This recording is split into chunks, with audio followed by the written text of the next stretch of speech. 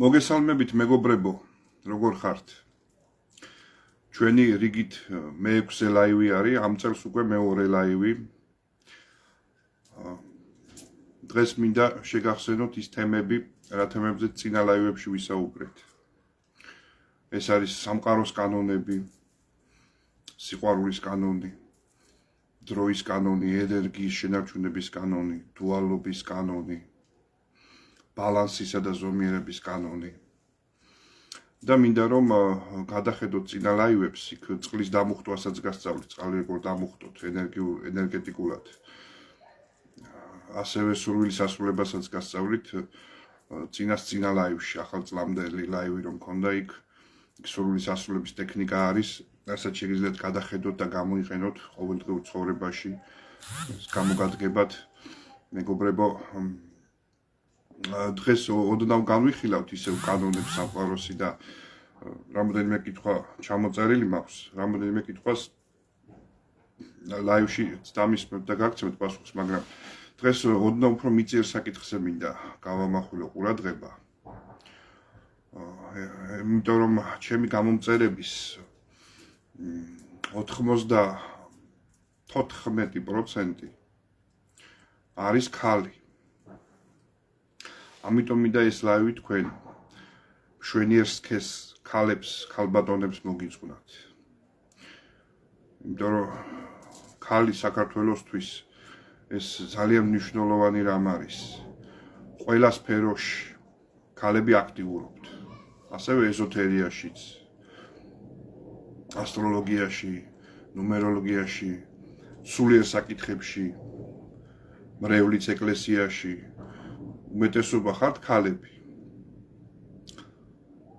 საქართველოშიც უმნიშვნელოვანეს ისტორიულ როლს ასრულებდით თქვენ ქალები და თქვენი წინაპრები, ჩვენი წინაპარი ქალები. როგორც იყო თამარ მეფე, როგორც იყო მარო მაყაშვილი, არ მინდა ვინმე გამომჩნდეს, ძალიან წმინდა ნინო, რომელსაც საერთოდ ქრისტიანობა შემოგვიტანა ფეხშველამ მე-4 საუკუნეში. და აწმყოშიც ქალები ასრულებენ ძალიან დიდ როლს. ქალები ბევრად პასუხისმგებლობიანები ხართ, ვიდრე ჩვენ კაცები. ქალებზე დგას, თქვენ მხრებზე დგას ჩვენი ქვეყანა საქართველო. ქალები მუშაობთ დღე და ღამე 24 საათი, რომ შვილები გამოყვებოთ და ოჯახები შეინახოთ. ბევრი ქალი ქმრის მაგივრათაც კი მუშაობს. კაცები ძალიან მოვიკოჭებთ და ჩამოგრჩებით ქალებს.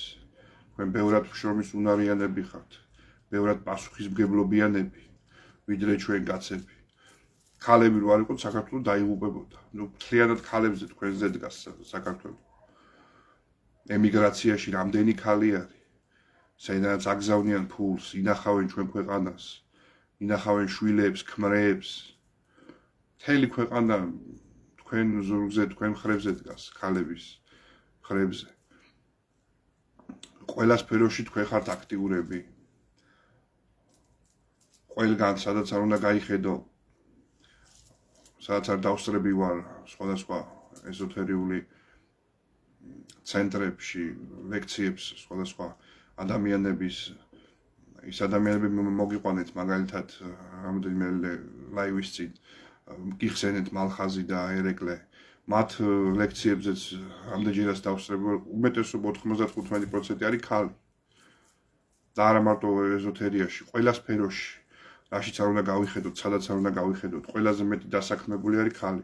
არჩევნებზეც სტატისტიკურად ყველაზე მეტი დადის ქალი. ემიგრაციაშიც ყველაზე მეტი გასულია ქალი. ქალები ყველაზე მშრომელები ხართ, ყველაზე პასუხისმგებლობიანები, ყველაზე წინგახედულები საქართველოში. თქვენ მხრებზე დგას მთელი ქვეყანა, მთელი საქართველო. ამიტომ დღეს მინდა რომ თქვენ მოგიძღვნათ ეს ლაივი. ქართველო ქალებო და არა მარტო ქართველო, მაგრამ პირველ რიგში ქართველო ქალებო. ჩემი დიდი პატივისცემა, სიყვარული მინდა გამოვხატოთ თქვენს მიმართ, თქვენს წინაშე. და კაცებო მინდა მოგიწოდოთ, რომ დავაფასოთ ქალები. პირველ რიგში დავაფასოთ ჩვენი დედები, რომლებმაც 9 თვე გვატარეს, რომლებმაც მშობეს, რომლებიც გზდიან და დღე და ღამე ჩვენზე ფიქრობენ და ჩვენთვის მუშაობენ. ჩვენი სწავლის ფული გადაიხადონ, ჩვენ გამოყვებონ, ადამიანებად გავგზავნონ, გზაზე დაგვაყენონ, სულ ჩვენზე ფიქრობენ და ჩვენზე შრომობენ და ჩვენთვის შრომობენ. განსაკუთრებით ემიგრაციაში წასული ქალები. ჩვენი ბიუჯეტის თითქმის მეოთხედი ივსება ემიგრაციიდან გამოგზავნილი გზავნილებით. იტალია, რუსეთი, ამერიკა, საბერძნეთი, თურქეთი. ძალიან ბევრი ქალი არის ემიგრაციაში და წელებზე ფეხს იდგავენ.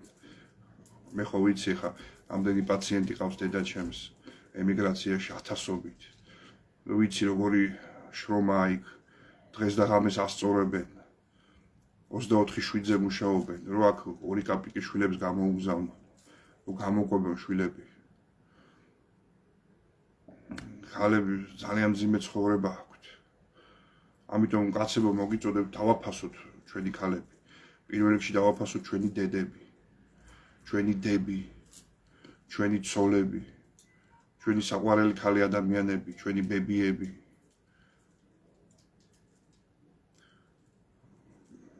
იმდენს აკეთებენ ისინი ჩვენთვის, რომ უბრალოდ სანთელს უნდა უნთებდეთ ყოველდღე ქალებს. ამ შვენიერ სქესს, ამ ხელა პასუხისმგებლობა, რაც ქალებს აქვთ. კაცებს იმის 1% რო გქონდეს, გვეშველებოდა. ძალიან ბევრი ქართველი ემიგრანტი ქალი უგზავნის საჭმლის ფულს, ხმარს და შვილს. რომლებიდანაც ბევრი ან ვერ მუშაობს, ეგეც არის. მაგრამ არის რომ არ მუშაობს და არ უნდა რომ იმუშაოს. ეს ძალიან ცუდი არის. იმიტომ ისინი წელებზე ფეხს იდგავენ. დღე და ღამე მუშაობენ სხვადასხვა ქვეყნებში. იქიდან 2 კაპიკს გვიგზავნიან, რომ ჩვენ აქ გამოვიყვებოთ. და კაცების უმეტესობა არ მუშაობს. არ უფასებს ამ შრომას, მათ ცოლებს, მათ დედებს, მათ დებს. რომლებიც ემიგრაციაში არიან და ძალიან მძიმე შრომა უწევთ, 2 კაპიკი იშოვონ, ჩვენ ქვეყანაში გამოგზავნონ. მათ მხრებზე დგას მთელი ქვეყნის ეკონომიკა და მთელი საქართველო. ამიტომ კიდევ ერთხელ პატივისცემა და სიყვარული ჩემგან ქალებო. თქვენი გადარჩენილი არის ეს ქვეყანა. თქვენ რომ არა უბრალოდ საერთოდ 21 საუკუნემდე კი არა, მე მგონი პირველ საუკუნეში გავწყდებოდით. ისე რომ ჩვენ ვერ გაფასებთ თქვენ სათანადოდ ქალებს, ქალბატონებს, ვერც ბებიებს, ვერც დედებს, ვერც დებს, ვერც ცოლებს, ვერც შეყვარებულებს. მილიონჯერ მეტი დაფასება და პატივისცემა გჭირდებათ. ვიდრე ჩვენგან იღებთ კაცებისგან. და ის ფულის დიდი უმეტესობა რაც იგზავნება ემიგრაციიდან ქართველი ცოლების და დედების მიერ, ბევრი კაცი არასწორად იყენებს ამ ფულს. ბევრი სვავს და ლოთობს და მთელ ფულს ლოთობაში ხარჯავს და სმაში. ზოგი ნარკოტიკებში და კაიფში, კაიფარიკები რო ყავს, ძალიან ბევრი. ზოგი ლუდომანიაში, კაზინოებში და აზარტულ თამაშებში. ძალიან უპასუხისმგებლო და უიცი ყავს 90% საქართველოს მოსახლეობის ჩემი სქესი კაცები. ამიტომ მოგიწოდებთ კაცებო რომ დავაფასოთ ის დიდი წვლილი, რასაც ქალები აკეთებენ ჩვენთვის და ჩვენი ქვეყნისთვის, ჩვენი სამშობლოსთვის. ნუ დავხარჯავთ იმ გამოგზავნილ 2 კაპიკს, რომელსაც ძალიან მძიმე შრომით შოულობენ და გვიგზავნიან ჩვენ საქართველოში. ნუ დავხარჯავთ ამას სასმელში, კაიფში და კაზინოებში. არამედ ამ ფულით ეს ფული სწავლას მოვახმაროთ, სწავლაში ჩავნოთ, სამსახურში მუშაობისთვის მოვიხმაროთ, რაღაც საქმის წამოსაწყებად, ბიზნესის წამოსაწყებად მოვიხმაროთ, რომ ეს შრომა დაუფასოთ. ჩვენ საყვარელ ქალბატონებს კითხვა არის, მადლობა გენაცვალე ასეთი პატივისთვის, შენ ძვირფას დედის გაზრდილი ხარ, ასეც იქნება დედის ლოცვა დაგეწევს. მადლობა ელენე, გაიხარე. ანუ ყველგან ყველა სფეროში, ხო, წამყვანი როლები, ყველაზე პასუხისმგებლობიანი როლები არიან ქალები. მასწავლებლებიც სკოლაში 98% ქალი არის. ბაღში 98% თუ ასე არა ქალია. სუპერმარკეტებში, სამსახურებში ექიმები 90%-ზე მეტი პროცენტი ქალია. იმიტომ ქალი უფრო პასუხისმგებლობიანი არის. ქალი უფრო მზრუნველი არის. ქალი უფრო მშრომელი არის და უფრო ძლიერი ფსიქიკა აქვს ვიდრე ჩვენ კაცებს. კი ქალი ოდნავ უფრო მატერიალისტია ვიდრე კაცი. კაცს უფრო მეტად აქვს სულიერება, მაგრამ ჩვენ საქართველოს შემთხვევაში სულიერებაც ქალებს უფრო მეტი აქვს და მაღალი ვიდრე კაცებს. ცოდნაც და უნარებით. ისე რომ ძალიან დაუფასებლები ხართ ქალები საქართველოში. ძალიან დაუფასებლები. მაგრამ ოდესღაც ეს აუცილებლად დაგიფასდებათ. მოა ქართველი კაცები ადრე თუ გვიანა აზზე და მიხვდებიან თქვენ ფასს. აუცილებლად დაგიფასებენ და დაგიფასდებათ ეს შრომა და ეს ზრუნვა, რასაც წევთ ყოველდღიურად ჩვენთვის და ჩვენი ქვეყნისთვის. მეგობრებო, მე YouTube არხი შევქმენი.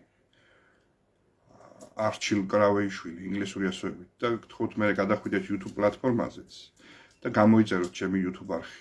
რომ ის არხიც გამოვითარო როგორც Facebook არხი და არ დაგავიწყდეთ დაალაიქოთ. მართალია, კარგი თუ ახალგაზრდებიც მოისმენენ.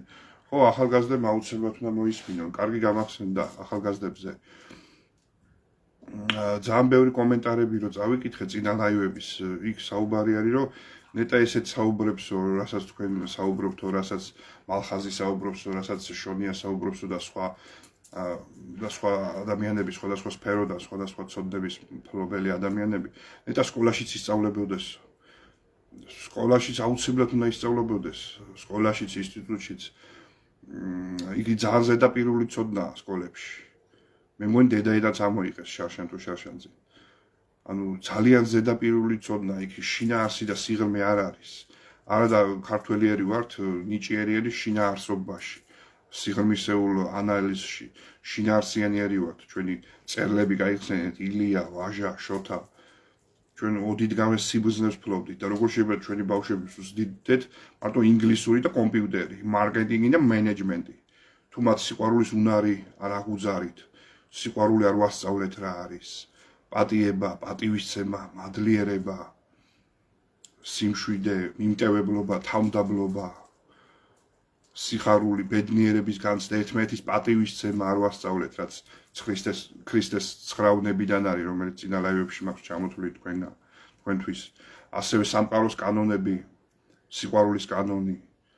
პირველ რიგში სიყვარულის კანონია ყველაზე მთავარი, იმიტომ რომ თუ ყველაფერი სიყვარულით არ გააკეთე, რაც არ უნდა იყოს ეს, თვითონ მთელი ცხოვრებაც, საჭმლის კეთებაც, ადამიანებთან ურთიერთობა ყველაფერი უნდა იყოს სიყვარულით. ეს მთავარი კანონია, სამყაროს სიყვარულის კანონი. იხარე ჩემო შვილო, იხარო შენმა გამზელმა. მადლობა დარეჯან, დიდი მადლობა. მეორე კანონი დროის კანონი, დროის კანონის გამოყენება, რასაც ბიზნესის ენაზე time management ქვია. სად იყო ჯერმანში ბიზნესზე time management-ი, დროის კანონს დროის კანონი რო ერქვა. დროის კანონის გამოყენება თუ ვერ ვისწავლეთ და არ ვასწავლეთ ბავშვებს სკოლებში და ინსტიტუტებში. დროის კანონის გამოუყენებლად ძალიან რთულია წარმატებას მიაღწიო მატერიალურ სფეროში, მიწიერ ცხოვრებაში. რასაც ჩქარა გააკეთებ, გაფუჭდება, რასაც დააგვიანებ და ნელაიზა, ვისიც გაფუჭდება. მოჩქარეს მოუგვიანდესო. ამიტომ დროის კანონი, ენერგიის შენარჩუნების კანონი, ბალანსის კანონი, რო ყველაფერში ზომიერებაა საჭირო. არც უნდა გადაამლაშო, მაგრამ არც დააკლო. ეს ზომიერების სწავლა აუცილებელია. აი ციცაკა რატომ არის მწარე მაგალითად, ეს დამტკიცებულია, რომ მასში ბევრი ტკბილია. და ბევრი ტკბილი იწვევს მერე სიმწარეს. ასე ხდება ხოლმე ადამიანებს შორის ურთიერთობაში, ზედმეტი სიყვარული იწვევს მერე სიძულვილს. მეგობრობიდან მეგობრობამდე ერთი ნაბიჯიაო და მეგობრობიდან მტრობამდეც ერთი ნაბიჯიაო. სიყვარულიდან მტრობამდეც ერთი ნაბიჯიაო. ამიტომ ზომიერება უნდა ვისწავლოთ. ბალანსი, რომ დავიცვათ ეს ურთიერთობებში, პირად ცხოვრებაში, სხვადასხვა საქმიანობებში, რომ ყველაფერი სწორად წაგვივიდეს და ჯანსაღად. ამიტომ საჭირო არის ეს სამყაროს კანონები, ამ შემდეგ ლაივებში უფრო ცლად მოგახსენებთ სამყაროს კანონებზე და უფრო მეტ კანონს ჩამოგითვლით. დღეს უფრო მიწიერ თემებზე მინდოდა და პირველ რიგში თქვენ ქალებს გიძღვნით ამ ჩემ ლაივს, იმიტომ რომ ქალი მაგალითად გნოსტიკურად, ეზოთერიულ გნოსტიკურად, მისტიციზმით ხომ არის მამა ღმერთი, ძე ღმერთი და სულიწმინდა. და ეს სულიწმინდა სინამდვილეში არის დედა ღმერთი, რომელიც რაღაცომღაც სულიწმინდას ეძახიან, მაგრამ ეს სულიწმინდა ნიშნავს დედა ღმერთს. დედა ღმერთი ბადებს სიცოცხლეს და შობს სიცოცხლეს. ამიტომ სულიწმინდაში გულისხმობა დედა ღმერთი. ამიტომ ქალებო იცოდეთ, რომ თქვენ დედა ღმერთები ხართ. მატერიალური განსხვავება დედა ღმერთის სულიწმინდას უთქვენ უბრალოდ სიცოცხლე ვერ დაიბადება და ვერ იარსებებს. დედამიწასაც იმიტომ ქვია დედამიწა. რომ დედა არის სულიწმინდა, ის შობს სიცოცხლეს. ამიტომ ქალებო გეთაყვანებით. ნეტაო ჩვენი შვილები ისმენენ ჩემ კარგო. აუცილებლად მოისმენენ ადრე თუ გვიან ან YouTube პლატფორმაზე მოისმენენ, ან აქ Facebook-ზე მოისმენენ. დროთა განმავლობაში ეს ბევრი ათასი ადამიანი ნახავს ამას. აი ჩემ Facebook live-ებს 15,000-მდე ზოგს მეტიც ნახვა აქვს. YouTube-ზე ძალიან ცოტა აქვს, მაგრამ იქაც ნელ-ნელა გაიზრდება. მოდის ეს გამოღვიძების ეპოქა, სადაც სულიერება და ცოდნა წინა პლანზე მოდის. ამას ქვია მეოთხე-მეხუთე განზომილებებში გადასვლა. ბევრი კითხვებში მწერს ხოლმე კომენტარებში ან მესენჯერზე, რომ როგორ მოხდება ეს მეოთხე განზომილებაში გადასვლა. ეს გადასვლა ჯერ ხდება ცნობიერებით, ცნობიერებაში.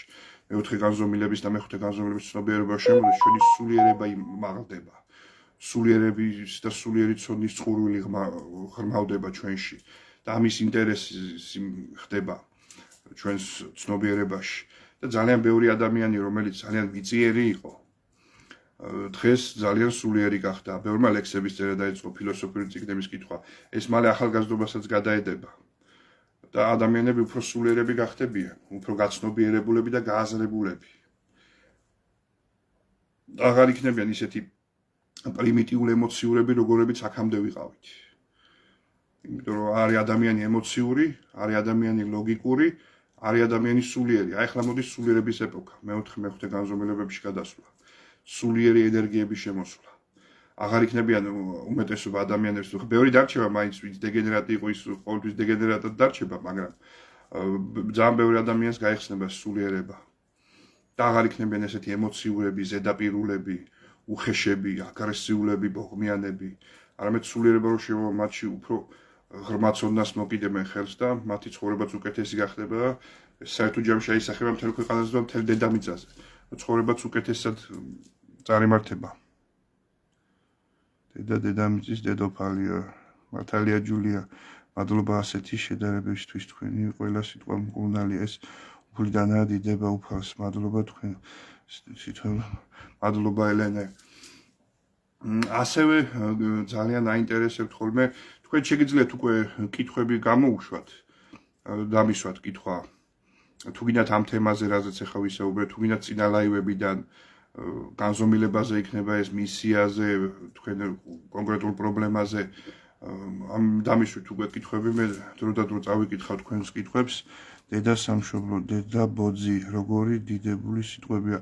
ხო, სულიწმინდაც, ხო გეუბნებით, მამა ღმერთი, ძე ღმერთი და სულიწმინდა. სულიწმინდა ეს არის დედა ღმერთი.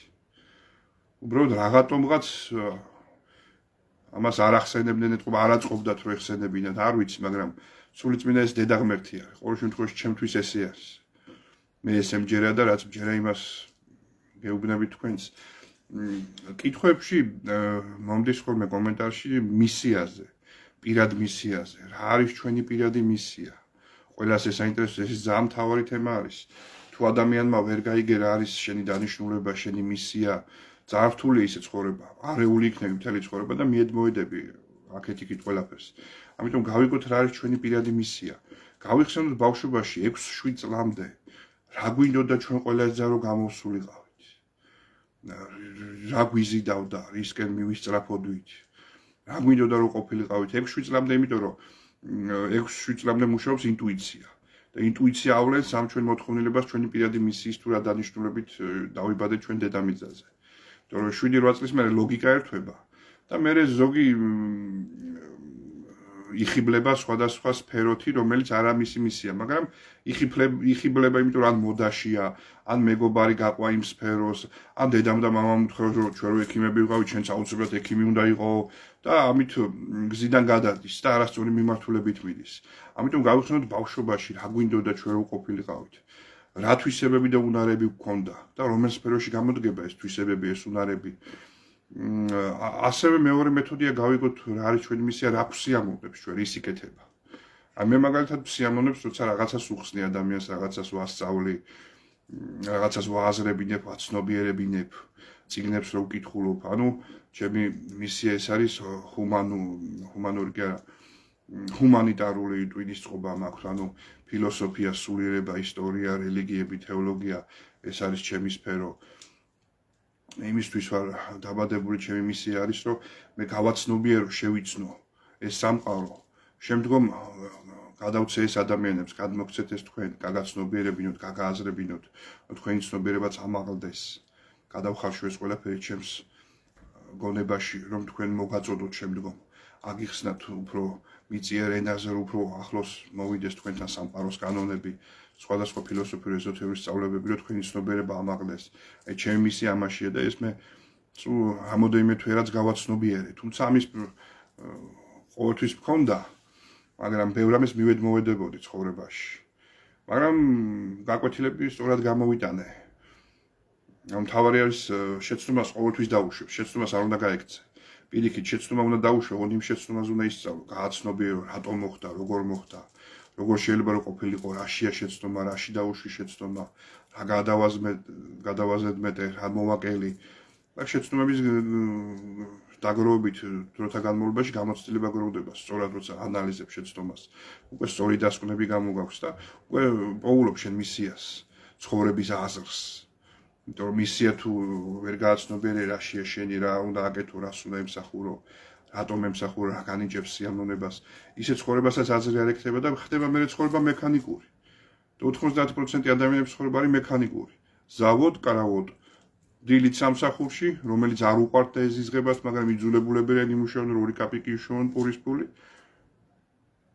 შემდეგ სახლში 1000 პრობლემა, სახლია დასალაგებელი, საჭმელია გაზაკეთებელი, ბავშვებია გასაზრდელი, 1000 წვრილმანი პრობლემა და ადამიანი უკვე მექანიკური ხდება, იკეტება თავის თავში და ცხოვრებაც აზრს კარგავს.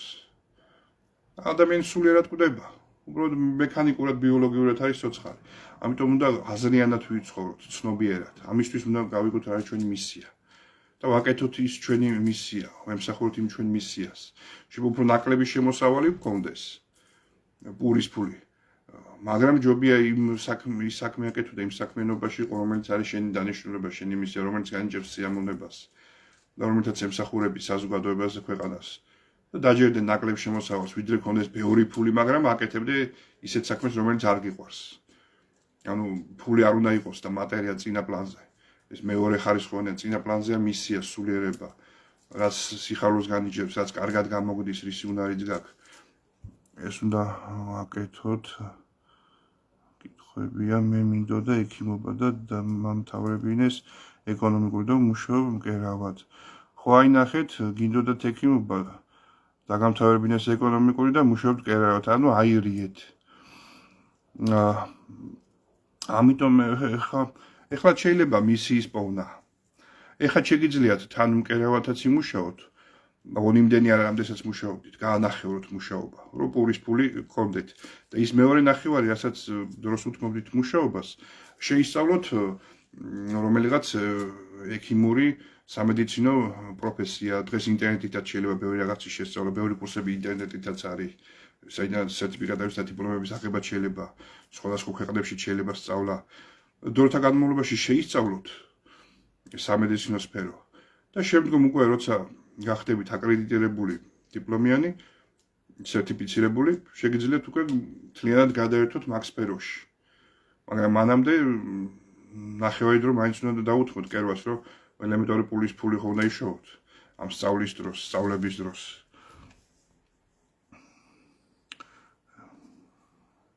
სკოლაში და საგანს დაამატებდით, არჩილი იქნებ, გითხრათ, მეც მაინტერესებს რას მაინენიჭებდით უპირატესობას ქართველებისთვის. პირველ რიგში აუცილებელი არის რელიგიის გაკვეთილების, რომელიც ჩვენ ბავშვობაში იყო და ჩვენ სკოლაში რო შევდიოდით პირველი კლასიდან, სანამ დავიწყებდით გაკვეთილების სწავლას, ლოცულობდით მამაო ჩვენს. აუცილებლად პირველ რიგში რელიგია არის რელიგიური გაკვეთილების შესატანი პირველივე კლასიდან ყველა სკოლაში, საჯაროში ყოველ შემთხვევაში. პირველ რიგში რელიგია. შემდგომ ისტორია არის ისედაც, მაგრამ უფრო მეტი ყურადღება უნდა გამახვილდეს უფრო სიღრმისეულ შესწავლას და ანალიზებას და ანალიზის გამოტანას ჩვენი ისტორიული ფაქტებიდან და მოვლენებიდან. იმიტომ ისტორია თუ არ შეაყვარე ბავშვობიდან ის სამშობლოს სიყვარულსაც ვერ ისწავლის. სამშობლო ეს ისტორიიდან იწყება. ისტორია ჩვენი ფესვები, ამიტომ ისტორია, რელიგია, ასევე აუცილებელია ფსიქოლოგიური გაკვეთილები. ეს საწყის კლასებში არა, მაგრამ მე-6-7 კლასიდან შეიძლება უკვე კარნეგი, კარლ გუსტავ იუნგი, სხვადასხვა უზნაძე ჩვენი შესანიშნავი ფსიქოლოგი, სხვადასხვა ფსიქოლოგების ნამუშევრების შედანა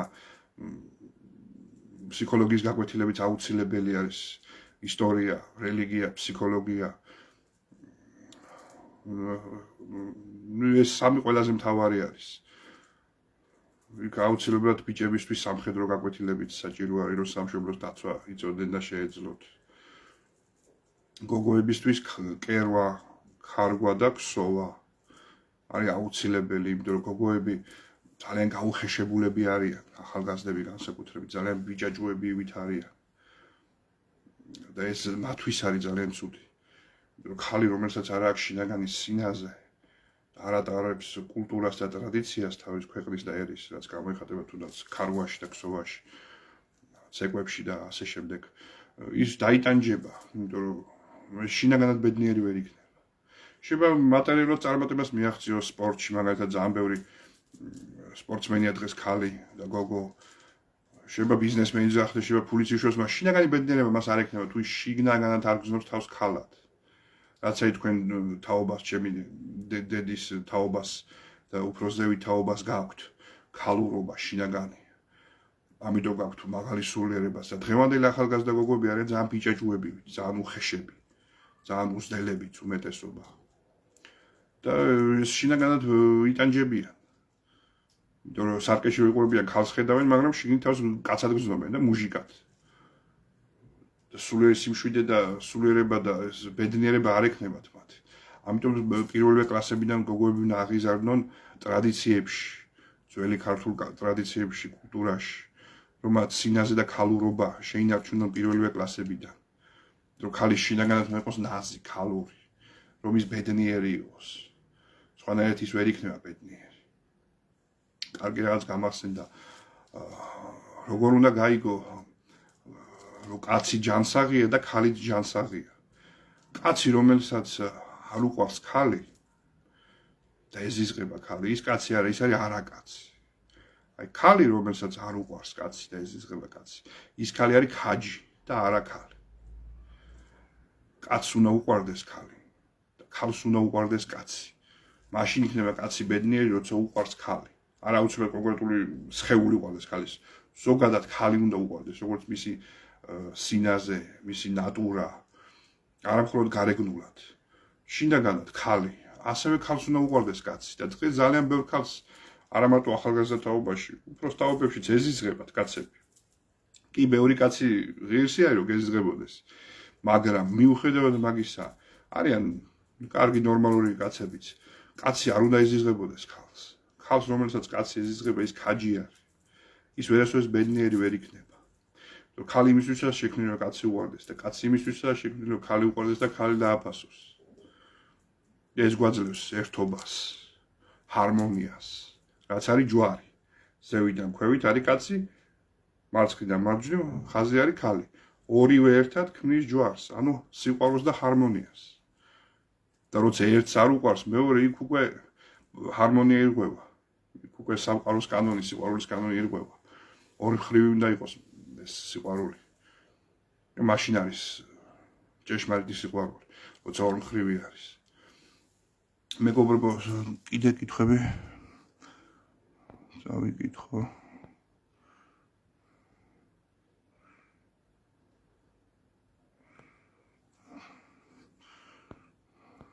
ისე სწრაფად მოდის ეს კითხვები, რომ ყველას ვერ ვასწრებ. დავიკითხო.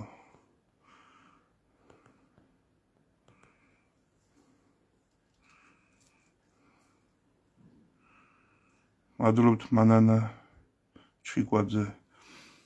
სრული ჭეშმარიტება, ხა მე რასაც ვგზნობ და მჯერა იმას ვამბობ, ჩემთვის ეს ჭეშმარიტება არის. რაც ჩემთვის არ არის ჭეშმარიტება, იმას მე არც ვიტყვი, რისიც მჯერა იმას ვამბობ.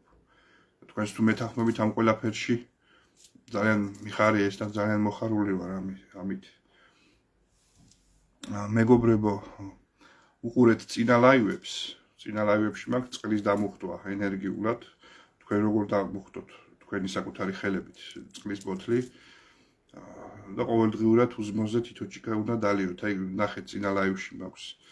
და ასევე წინა ლაივში მაქვს სურვილის ასრულების ტექნიკა. ფურცელზე შავი პასტით, შავი მელნის პასტით ან შავი ფანქრით ხატავთ. წერთ თქვენ სურვილს და იქ არის როგორ უნდა გააკეთოთ ეს, რომ აისრულოთ სურვილი. სურვილი შეიძლება ვიღაცას ქონდეს ჯანმრთელობაზე, ვიღაცას სიყვარულზე, ვიღაცას ფინანსების მოზიდვაზე. ეს ინდივიდუალურია, ნახეთ წინა ლაივები და ეს სურვილის ასრულების ტექნიკაც გამოიყენეთ, საუცებად დაგეხმარებათ ყოველდღიურობაში. ასევე მეგობრებო, ყოველ დღე 10-15 წუთი მინიმუმ დაუთმოთ საკუთარ თავს. იმიტომ რომ ჩვენ ყოველ დღე ყველაფერს უთმობთ თავს გარდა საკუთარი თავისა. ამიტომ 15-20 წუთი საკუთარ თავს დაუთმოთ, ან დილით, ან შუადღეს, ან საღამოს ძილის წინ. ვილოცოთ მამაო ჩვენო, წავიკითხოთ. უბრალოდ დავხუჭოთ თვალები და სიმშვიდეში მედიტაცია გავაკეთოთ, რელაქსი გავაკეთოთ, მოვდუნდეთ. 10-15 წუთი უბრალოდ არაფერზე არ ვიფიქროთ, აი მშვიდად ვიყოთ. ჩვენ თავს დაუთმოთ, ჩვენი თავი. დავიკითხოთ მამაო ჩვენო ლოცვა. ეს ძალიან კარგი არის, ეს გაძლევს სიმშვიდეს. უფრო ჯანსაღი ხდები. იმიტომ რომ ყოველდღიურ ცხოვრებაში იმდენი პრობლემა არის, რომ საკუთარ თავს დროს არ უთმობთ ხოლმე, საკუთარ თავზე არ მუშაობთ და ხდებით მექანიკურები. ამიტომ ყოველ დღე 10-15 წუთი ვიპოვოთ დრო ჩვენი თავისთვის, ლოცვისთვის, მედიტაციისთვის. უბრალოდ არაფერზე არ ვიფიქროთ. უბრალოდ კონცენტრირდეთ აწყოზე. უბრალოდ ვიყოთ მშვიდი, ვიგრძნოთ ეს სიმშვიდე, გავაცნობიეროთ უფალი, სიყვარული. კარგი გამახსენდა სიყვარულზე. ადრე თუ გვიან ჩვენ ყველანი გარდავიცვლებით მეგობრებო. და ვიფიქროთ იმაზე, რას წავიღებთ თან. თან რა თქმა უნდა ოქროს ვერ წავიღებთ. და ვერც მანქანებს და ვერც კაზინოებს, მაგრამ ადამიანს მიაქვს იქ საიქიოში ის უნარები და თვისებები, რაც გამოიმუშავა აქ ცხოვრების განმავლობაში. ადამიანის სხეულში ყოფნის განმავლობაში. ეს უნარებია ზუსტად ქრისტეს ცხრავნება, რომელსაც მე თითქმის ყველა ლაივზე გითვლით ხოლმე. ეს სიყვარული, მადლიერება, ეს არის მიმტევებლობა, თანაგრძნობა, თავმდაბლობა, ეს არის სამყაროს კანონები. ადამიანის ცხოვრების განმავლობაში რასაც ატარებს თავის გულით, რასაც გამოიმუშავებს თავის გულში და თავის სულში და რაც ცნობიერებაში ექნება მას, ის მიაქვს მერე თან იქ. და ვინც გამოიმუშავა სიყვარული და შეუძლია სიყვარული იგრძნოს, გააცნობიეროს და უყვარდეს სხვა და თვითონაც გრძნობდეს სიყვარულს, პირველ რიგში უფლისაგან, რომელიც მოდის. ძალიან ბევრი ვერ ხედავს ამ სიყვარულს. ამ სულიერ უნარებს ვინც აიმაღლებს, ვინც გახდება გააზრებული, გაცნობიერებული და ამ სულიერი ამაღლებული უნარებით იქნება, ის ხდება უკვე სამოთხეში, უკეთეს სამყაროში, სადაც არ არის არც ტკივილი, არც პრობლემები, არც ტანჯვა და არც სიკვდილი. ხოლო აი ეს ადამიანები, ვინც არ გამოიმუშავებენ თავისი ცხოვრების განმავლობაში დედამიწაზე ამ უნარებს და ვერ გააცნობიერებენ სიყვარულს, არ ედებათ მათ გულში სიყვარული და მხოლოდ ბოღმით, შურით, აგრესიით ცხოვრობენ და მომხვეჭველობით და მარტო მატერიაზე არიან მიჯაჭვულები. ვაიფულიუშონ, ესეთები იქ ვერ მოხვდებიან, ესეთებისთვის ან რეინკარნაცია არის, ან ჯოჯოხეთი. ამიტომ მეგობრებო, იფიქრეთ, რას წაიღებთ თან. ვინ როდის გარდავიცვლებით, არასოდეს არ ვიცით. ეს შეიძლება დღეს მოხდეს, შეიძლება 20 წლის მერე, შეიძლება 100 წლის მერე. მაგრამ ყოველი დღე უნდა ვიცხოვროთ როგორც უკანასკნელი. რაც შეიძლება მეტი შევიცნოთ, გავიაზროთ, გავაცნობიეროთ, ავიმაღლოთ ჩვენი უნარები, ჩვენი მადლიერება, ჩვენი სიმშვიდე, სიყვარული და ეს ერთმანეთს გადავდოთ ჩვენ სიტყვასა და საქციელში. ესეთი ადამიანები, ვინც აიმაღლებენ ამ სიყვარულის უნარს, მათ უმაღლდება ვიბრაციებიც. ისინი უფრო მალე გადავლენ მეხუთე განზომილებაში და ასევე სიკვდილის შემდეგაც, რომელიც აქაც ხდება და მეოთხე განზომილებაშიც მოხდება. შემდგომ ყველა ხვდებით სულიერ სამყაროში. იქ ორი დონე არის. ძირითადად რომ ვთქვათ, ეს არის საიქიო, სამოთხე, სადაც ჩვენი უფალი არის და წმინდანები, ჩვენი წინაპრები და ანგელოზები და არის ქვევით ეშმაკი და ჯოჯოხეთი. ამიტომ ვიფიქროთ, რას წავიღებთ თან და თან მიგვაქვს ის, რასაც გამოვიმუშავებთ ჩვენ გულში და ჩვენ ცნობიერებაში. ვინც სიყვარულით იქნება და რწმენით და იმედით ის ავა ზეცივ სამეფოში მამასთან, შემოქმედთან, ჩვენს უფალთან. ხოლო ვინც მარტო მატერიისთვის ცხოვრობდა და თავისი ეგოსთვის და ამბიციებისთვის, მათთვის იქ არ იქნება კარები ღია. ამიტომ მეგობრებო, ვიყოთ რწმენით, იმედით და სიყვარულით. ვიყვარდეს ერთმანეთი და ეს უნდა გამოიხატებოდეს ჩვენ ყოველდღიურობაში, ერთმანეთს როგორ ველაპარაკებით, როგორ ვექცევით. ამაში გამოიხატება ეს. თავარი რა გვიდევს გულში და რას ვაცნობიერებთ. ამ სიყვარულით უნდა ვიცხოვროთ ბოლო წუთამდე და მაშინ ვცხოვრდებით. შემდეგი ლაივი იქნება შემდეგ კვირა დღეს 7 საათზე საღამოს. მეგობრებო, კითხვები ვინც ხა არ დამისვით ან ვერ დამისვით, ვერ მოასწარით, კომენტარებში მომწერეთ კითხვები. ან პირადში მესენჯერზე. და აუცილებლად ჩემი YouTube არხით გამოიწერეთ. დაალაიქეთ თუ მოგეწონათ ლაივი. შემდეგ კვირამდე დაგემშვიდობებით. მიყვარხართ ძალიან. ქალებო, დღეს თქვენ მოგიწყვეტით ეს ლაივი. ქალები ხართ ჩვენი კოლორიტები. თქვენ გეძღვნებათ ეს ლაივი და ჩემი პატივისცემა და სიყვარული თქვენ ქართველ ქალებს. და თქვენი თამადობით მთელი დედამიწის ქალებს, ამ მშვენიერ სქესს. დაგემშვიდობებით შემდეგ კვირამდე. ღმერთი არს ჩვენთან.